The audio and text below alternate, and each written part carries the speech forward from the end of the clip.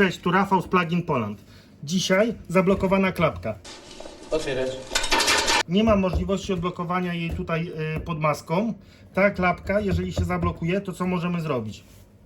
Możemy próbować ją tu naciskać i w tym czasie blokować, odblokowywać samochód, aż się uda. Jeżeli dalej są problemy i nie można tego odblokować, możemy spróbować takim narzędziem najlepiej. Ja wożę akurat w bagażniku, więc mam je zawsze ze sobą i próbować możemy tutaj podważyć. Jeżeli nie mamy, to jakąś kartą próbować tutaj podważyć tą klapkę. Teraz otworzę i pokażę dlaczego. Wygląda to tak, że tutaj jest ten wichajster, przybliż Haniu, i on się blokuje przy zamkniętym, a tutaj wygląda tak, że jest taki zaczep i teraz właśnie chodzi o to, aby ją jakoś tu, tą klapkę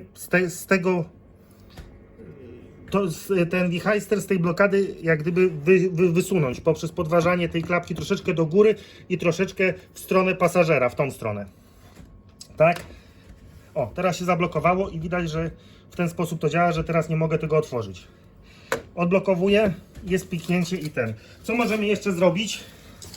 Możemy tu delikatnie od czasu do czasu psiknąć troszeczkę WD-40 czy jakiegoś smaru. Może lepiej smaru na przykład silikonowego, ja w tej chwili psiknąłem. I to będzie aż za chwilę to wytrę.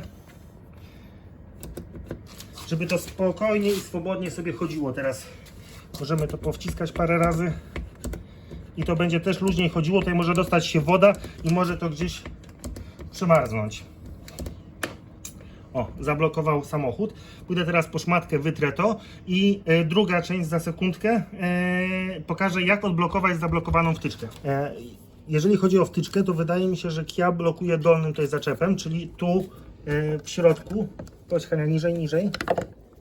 A, ciężko tam pokazać. Gdzieś tam w tym miejscu, z dołu jak gdyby blokuje.